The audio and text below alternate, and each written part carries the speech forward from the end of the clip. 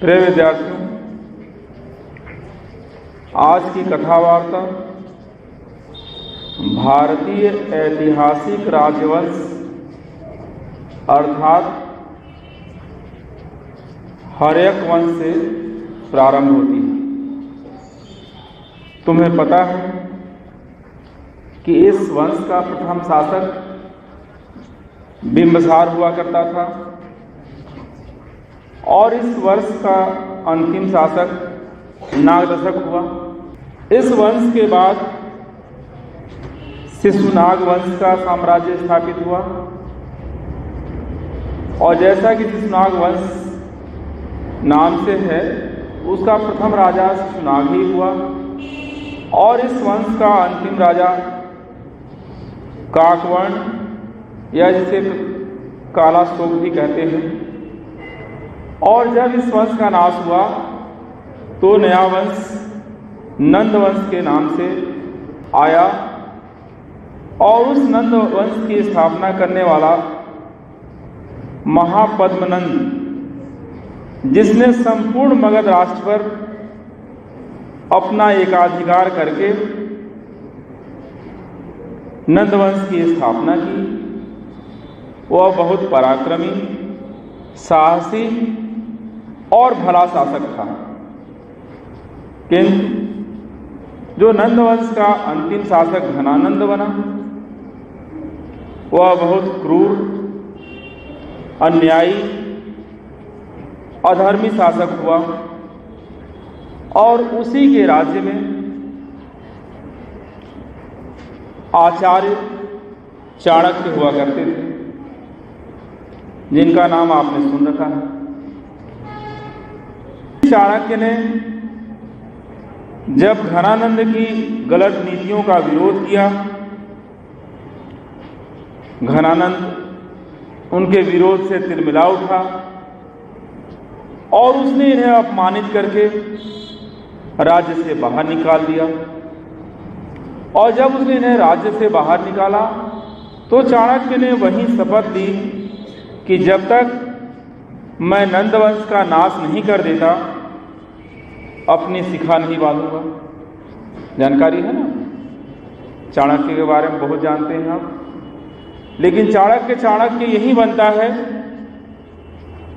जब घनानंद ने उसे अपमानित किया और राज्य से बहिष्कृत किया और उस बहिष्कृत करने के क्रम में जो पीड़ा हुई चाणक्य को, उस पीड़ा से उसने जो शपथ ली कि मैं तब तक अपनी शिखा नहीं बांधूंगा जब तक कि मैं नंदवंश का नाश नहीं कर देता, और वो वहां से निकल पड़ता है। रास्ते में कुछ बच्चे राजक्रीडम अर्थात राज दरबार का खेल, से राजा बनते हैं नहीं, आप लोग खेलते हैं जो छोटे रहते हैं तो तरह तरह का खेल खेलते हैं, ठीक उसी तरह कुछ बच्चे राज दरबार का खेल खेल रहे थे। रास्ते में इसे दिखाई पड़ते हैं, वहीं रुककर चाणक्य उनका खेल देखने लगते हैं और उस खेल में देखते हैं कि जो लड़का राजा बना है वो अपने उस चरित्र से या उस नाटक से, उस नाटकीय विधा से चाणक्य को इतना प्रभावित करता है कि चाणक्य उसी क्षण निर्णय ले लेते हैं कि यही लड़का अब मेरा भविष्य होगा। उसे ही अपना भविष्य मानकर वे उस बालक के द्वारा अपनी की गई प्रतिज्ञा को पूर्ण करने का लक्ष्य बना लेते हैं। वह बालक कोई और नहीं, चंद्रगुप्त मौर्य ही था, जिसका जन्म मयूरपालक वंश में एक सामंत के यहाँ हुआ था। लेकिन बचपन से ही जो इसकी प्रतिभा को देख करके सुरक्षा संबंधी कठिनाइयों के कारण उसे एक गोपालक को सौंप दिया गया था। गोपालक मतलब जो गाय पालते हैं, गाय चराते हैं, उन्हें सौंप दिया गया था। और ये जो दृश्य है जिसकी मैंने चर्चा की आपको, वो गाय चराते समय की है। बच्चे गाय चरा रहे थे और उसी बीच गाय चर रही थी और ये खेल खेल रहे थे, जिस खेल को देख करके चाणक्य इतना प्रभावित हुआ है। तो उस पालक के यहाँ चाणक्य जाते हैं और उसे 1000 मुद्राएं देते हैं और साथ ही साथ ये आश्वासन देते हैं कि मैं इसे अपने साथ ले जा रहा हूँ, क्योंकि बाल एव ही लोकेन संभावित महोदया, अर्थात बालक का भविष्य कैसा होगा यह बचपन के ही उसके क्रियाकलापों से दिखाई देता है, और मैंने इस बालक में यह सब देख लिया है। इसे मैं चक्रवर्ती सम्राट बनाकर वापस लौटाऊंगा। और उसे लेकर के वे तक्षशिला चले आते हैं। प्रिय विद्यार्थी, इसके बाद की कथा आप जानते ही हैं कि इसी चंद्रगुप्त मौर्य ने नंदवंश के उस अंतिम सम्राट घनानंद को पराजित किया और मगध का राज्य अपने गुरु के चरणों में समर्पित कर दिया। और जैसे ही ये मगध का राज्य गुरु के चरणों में समर्पित करता है, उसके गुरु चाणक्य ने इसे मगध का साम्राज्य बना दिया, मगध का राजा बना दिया। युद्ध में घनानंद के मंत्री और सेनापति, पूरी सेना बुरी तरह पराजित हुई। मंत्री और सेनापति को बंदी बना लिया गया, किंतु घनानंद का जो प्रमुख अमात्य था, ढेर सारे मंत्री होते हैं, ढेर सारे अमात्य होते हैं, और मंत्री तो कैद कर लिए गए, लेकिन जो उनका प्रमुख अमात्य था उसका नाम था अमात्य राक्षस, वो इनके हाथ नहीं आया। अपने स्वामी घनानंद के प्रति उसकी निष्ठा और भक्ति भाव की पराकाष्ठा ने उसे दूर जाकर चंद्रगुप्त मौर्य के विरुद्ध षड्यंत्र करने के लिए प्रेरित ही नहीं किया, बल्कि वह जी जान से इस उद्देश्य में लग भी गया। इधर चाणक्य को चिंता होने लगी। उसे लगा कि अमात्य राक्षस बुद्धि कौशल के साथ साथ राज्य व्यवस्था में भी निपुण है, और अगर कुशल और योग्य प्रशासक नहीं मिले तो मगध का साम्राज्य ज्यादा दिन तक स्थायी नहीं रह सकता है। तो वो ये समझने लगा था कि योग्य प्रशासकों द्वारा ही मगध समृद्ध और शक्तिशाली हो सकता है, और उस चिंता में उसने बड़ी कोशिश की। अपने सैन्य बल का उपयोग किया, अपने कूटनीतिक चालों का उपयोग किया, लेकिन वो अमात्य राक्षस को पकड़ने में सफल नहीं हुआ। और जब थक गया अमात्य राक्षस को पकड़ने में, तो उसने एक योजना बनाई। अमात्य राक्षस का परम मित्र सेठ चंदन दास था। चाणक्य ने चंदन दास के मृत्युदंड की घोषणा कर दी। जैसे ही ये खबर अमात्य राक्षस तक पहुंचती है, वो इस बात को बर्दाश्त नहीं कर पाता है, लेकिन करे तो क्या? उसके पास इतनी व्यवस्था नहीं है कि वो मगध पर आक्रमण कर सकता है और मगध को जीत करके अपने मित्र को छुड़ा सकता है। उसके पास केवल एक ही विकल्प है, आत्मसमर्पण, और वो आत्मसमर्पण करता है अपने मित्र के जीवन की रक्षा के लिए। अमात्य राक्षस आत्मसमर्पण करता है, लेकिन जब अमात्य राक्षस चाणक्य के सामने उपस्थित होता है तो चाणक्य उत्साहपूर्वक उसका स्वागत करता है, अभिनंदन करता है। इसे देखकर सभी दंग हैं कि यह क्या हो गया। चाणक्य तो अमात्य राक्षस को बंदी बनाना चाहता है और इधर आने पर, उसके उपस्थित होने पर, समर्पण करने पर उसका अभिनंदन वंदन कर रहा है।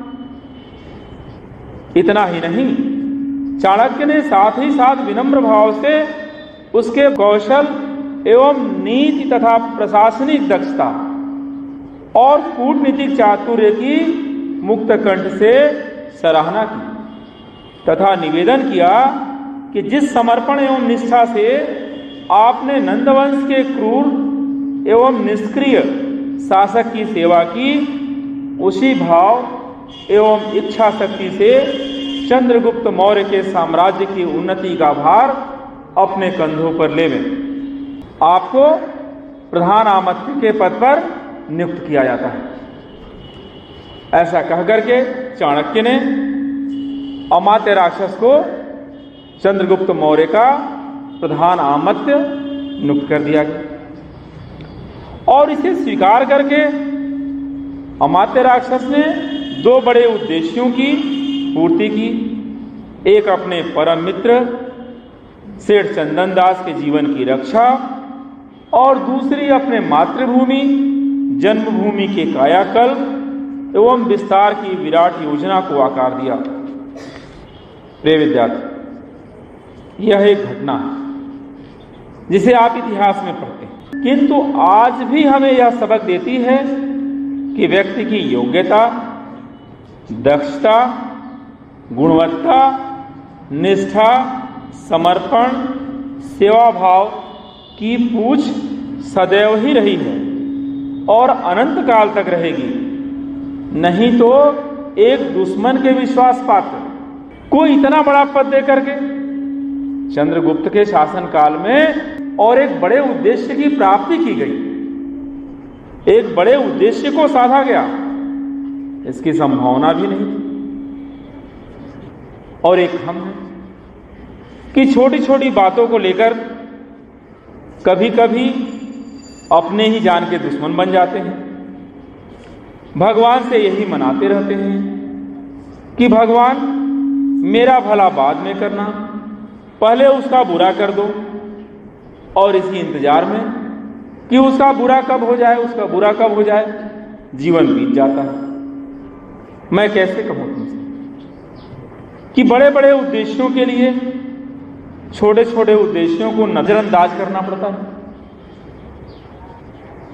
यह भी सत्य है कि बड़े उद्देश्य प्राप्त करने के लिए ये छोटे छोटे उद्देश्य ही मार्गदर्शक बनते हैं। एक छोटा सा गुण या एक छोटा सा दोष तुम्हें छोटा लग सकता है, परंतु समय आने पर, पार की दृष्टि द्वारा तराशे जाने पर या किसी संदर्भ में जांच परख करने पर चीजें कौन सा रूप ले लेंगी, यह तुम भले ही कहो कि कोई नहीं जानता, लेकिन वह तो जरूर जानता है जिसके साथ ऐसा है। अगर तुम में अच्छाई है तो वह स्वयं सामने आ जाएगी, तुम्हें बताना नहीं पड़ेगा, तुम्हें उसका ढिढोरा नहीं पीटना पड़ेगा। वही हाल बुराई का भी है। मूल्यांकन तो तुम्हारा हर क्षण होता रहता है, प्रतिक्षण होता रहता है, बस तुम्हें उसकी जानकारी नहीं होती। यह अलग बात है कि तुम्हें पता चलने में कभी कभी ज्यादा विलंब हो जाता है और यही तुम मात खा जाते हो, यही तुम असफल हो जाते हो, यही तुम अपने मुंह की खा जाते हो, और जब अवसर रहते जान जाते हो तो सफल हो जाते हो।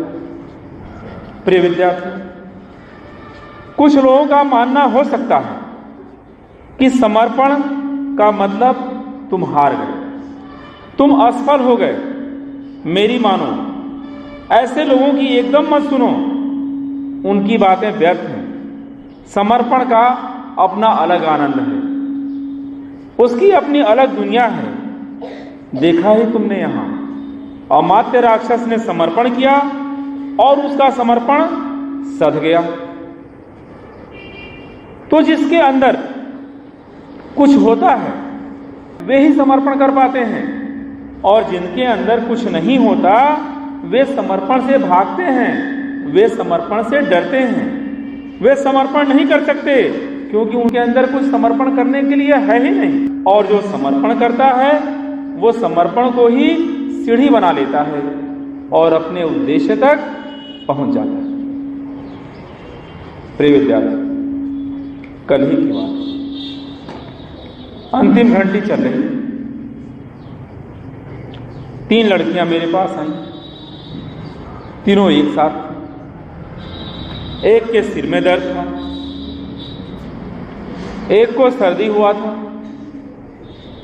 और एक ने कहा कि बुखार हो गया, दवा चाहिए थी। मैंने दवा दी, वे जाने लगी। मैंने उनसे कहा, रुको, मेरा एक प्रश्न है, इसका जवाब देती जाओ। वे रुक गईं। मैंने प्रश्न किया, तुम एक नाव में सवार हो, नाव डूब रही है और कूदकर पार नहीं पाया जा सकता है, मतलब कूदकर जान नहीं बचाया जा सकता, डूबना ही डूबना है, तो तुम क्या करोगे? अपना मंतव्य अलग अलग दो। तीनों बहुत तेज थे। जैसा कि मैं समझता था, पहली ने कहा कि हृदय से ईश्वर से प्रार्थना करूंगी कि स्वर्ग का दरवाजा खोल दे, मैं आ रही हूं। क्या गलत है भाई? ठीक ही तो कहा उसने ईश्वर से क्या कहा कि मैं ईश्वर से प्रार्थना करूंगी, स्वर्ग का दरवाजा खोल दे, मैं आ रही हूं। फिर मैंने दूसरी से पूछा, दूसरी ने कहा, हे भगवान, मेरे ही साथ ऐसा क्यों है? यही मेरा भाग्य है, किस्मत चाहे जो कराए और मैं आंख बंद करके डूब जाऊं। दूसरी ने क्या कहा कि हे भगवान, मेरे ही साथ ऐसा क्यों हो रहा है? इतने लोग स्कूल में हैं, उनको आपने क्यों नहीं नाव में चढ़ाया? अब हम ही को नाव में चढ़ाया। कोई बात नहीं, इसको भाग्य का फैसला मान करके डूब जाऊंगी। तीसरी ने कहा, मैं परमात्मा को धन्यवाद दूंगी। तीसरी ने कहा कि मैं परमात्मा को धन्यवाद दूंगी, उसकी इच्छा को नतमस्तक होते हुए पानी के नीचे जीना सीख लूंगी। प्रश्न 1 है, उत्तर 3 है। तीनों आपके सामने हैं। एक को इस प्रश्न में स्वर्ग का मार्ग दिखाई दे रहा है, एक आंखें बंद करने को राजी है और एक जीने की एक नई विधा सीख रही है। और अब विचारना आपको है कि आप किस विचार के साथ हैं। बताइए कि आपको किस विचार के साथ रहना है। इनमें से आप क्या करते हैं, तो आपका जवाब ही आपका भविष्य तय करेगा। फिर किसी और की जरूरत नहीं होगी आपको, क्योंकि जो तुम हो, जो तुम्हारी वास्तविकता है, वह कठिन परिस्थितियों में स्वतः बाहर आ जाती है। पहले के साथ अभी भी एक मांग है, एक डिमांड है, एक इच्छा है उसकी, उसे स्वर्ग चाहिए। और दूसरे के साथ निराशा है, जो जैसा है बस स्वीकार्य है और डूब जाता है। लेकिन तीसरे के साथ वह यथार्थ और सच्चाई का उसे बोध है, वह परिस्थितियों के साथ सामंजस्य बैठाने के लिए तत्पर है, वह पानी के अंदर रहना सीखना चाहती है। और यही जीवन का मूल मंत्र है। जिसने भी परिस्थितियों के साथ तालमेल बैठा लिया, समझो उसने अपना उद्देश्य पा लिया। तुम भी एक उद्देश्य के पीछे लगे हो, तुम्हारे भी जीवन का एक उद्देश्य है। परिस्थितियों के साथ तालमेल बैठाना ही जीवन है और तुम उस जीवन की तैयारी में लगे हो। उस जीवन की तैयारी में लगे ही नहीं हो, तुम उस जीवन की तैयारी की पहुंच तक हो। बस तुम्हें तय करना है कि तुम परिस्थितियों के साथ कब और कैसे तालमेल बैठाते हो। प्रिय विद्यार्थियों, आप इस दिशा में लगे रहेंगे, आप सफल हो रहे हैं, आप सफल होते रहेंगे, आप सफल हों। शिवो अहम।